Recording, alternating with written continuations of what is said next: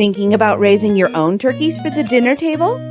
Well, there are some simple facts that you should know in order to have a successful experience in raising your home turkey flock. First of all, you need to know and understand biosecurity.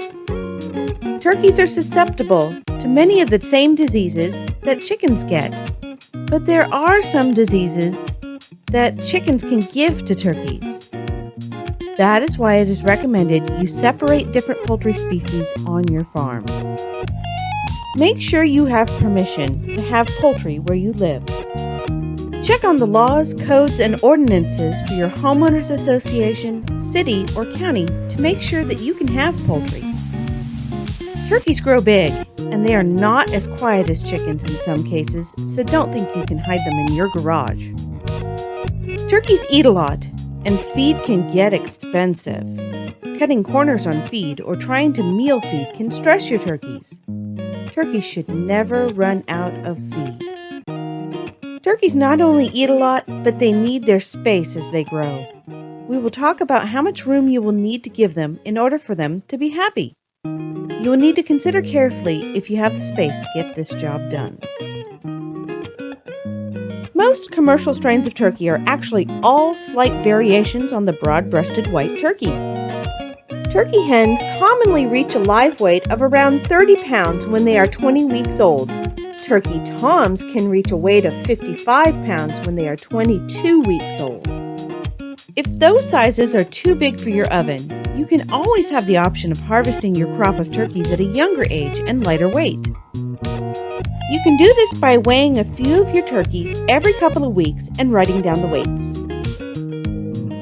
You should take an average of the turkey hen weights and keep them separate from the turkey tom weights, but only after you're fairly sure as to which birds are toms and which are hens. Otherwise, when the group of turkeys are young, you can track their weights as a whole group. Heritage breeds of turkeys are ones that have not been bred and selected for commercial production. There are several breeds to choose from, including Bourbon Reds, Bronze, Royal Palms, White Hollands, and Black Spanish. Here's an example of a Black Spanish that has been selected for somewhat faster growth, but it still remains a smaller turkey than the broad-breasted white. Heritage breeds are not as efficient when it comes to taking the food that you feed them and turning it into meat. In one study, a comparison between Bourbon Red turkeys and broad-breasted white turkeys on pasture was made.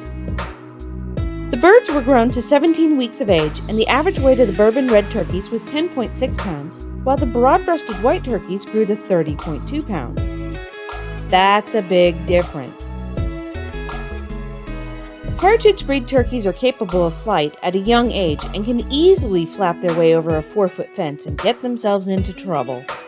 You will need to trim the primary and secondary feathers off of one wing on each bird in order to make flight difficult for them. Keep these feathers trimmed even as they get older because their flight muscles will become stronger as they grow. Heritage turkeys can also roost in trees, so be sure to train your turkeys to come into the coop at night, or you may find yourself giving the neighborhood predators fresh turkey to eat. You can start raising your commercial strains of turkey much earlier than heritage breeds.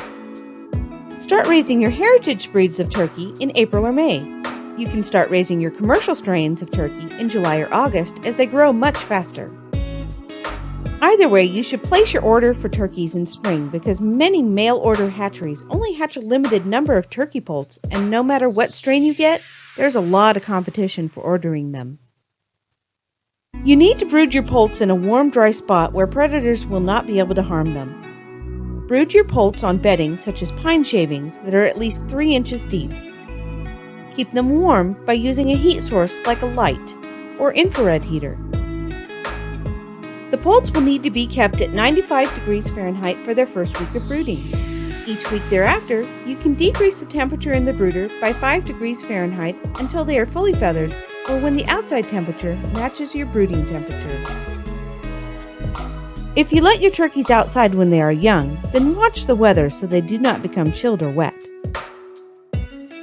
The indoor space requirements vary on how old the turkeys are.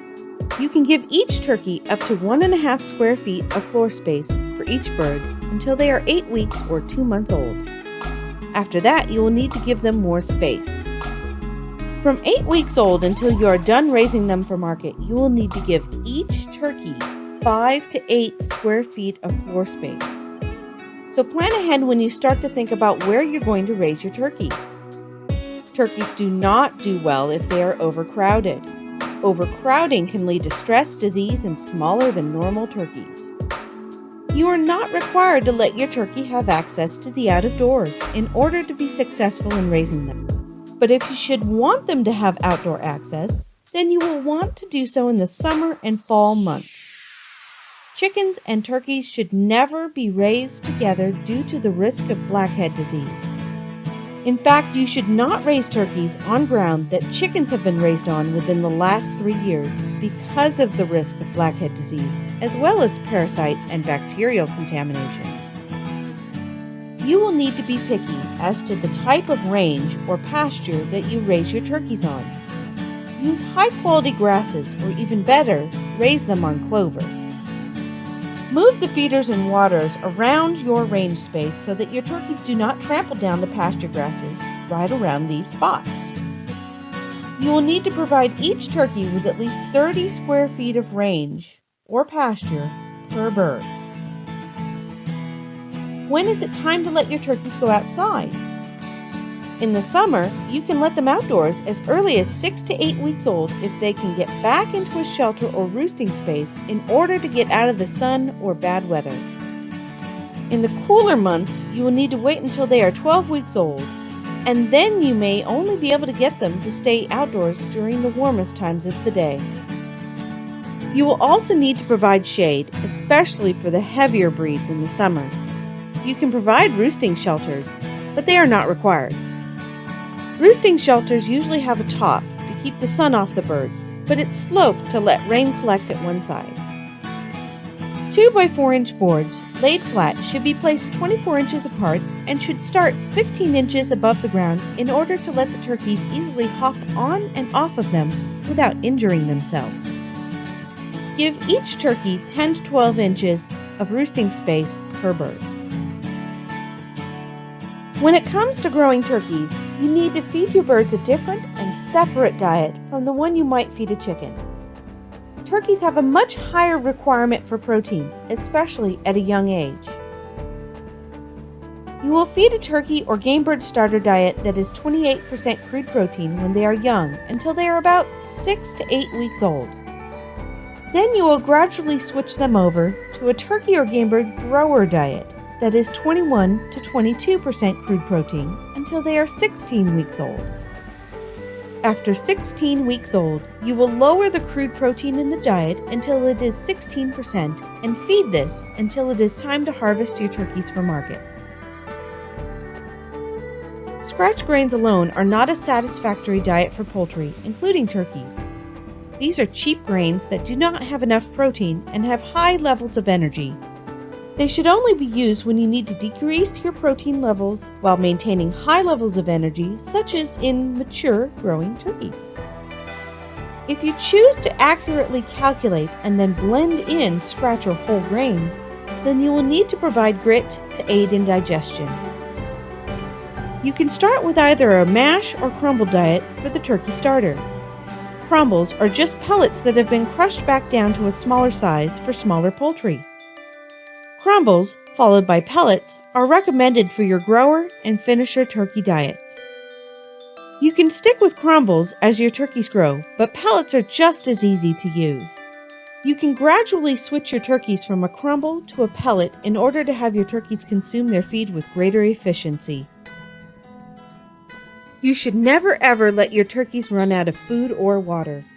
Turkeys are big and need enough space to get to the food you provide them.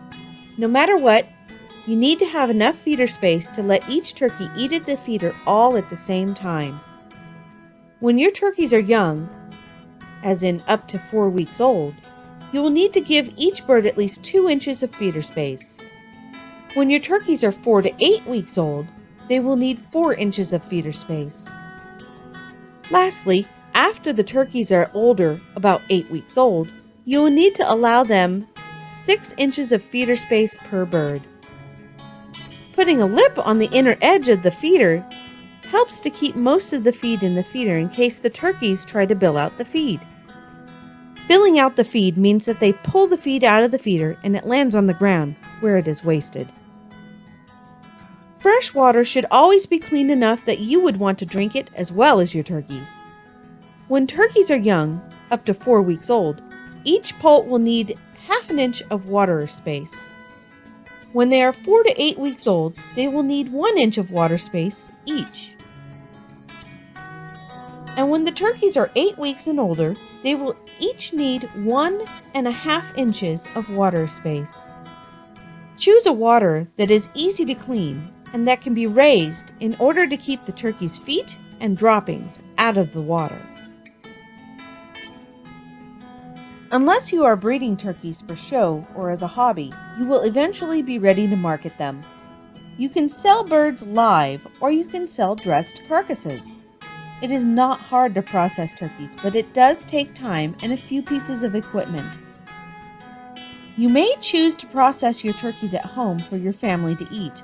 However, if you choose to process turkeys for sale, you will first need to check the laws in your state regarding processing poultry meat for sale. You should first contact your county cooperative extension office to see if they can answer your question or point you in the right direction for an expert answer. You absolutely do not want to make someone sick after eating your turkeys because you made a mistake in processing. So be sure to follow the laws as well as the guidelines you get from the poultry experts in your state. Now you know the basics for getting started with your very own turkey flock. Hopefully, this information will help you be successful in your turkey raising adventure.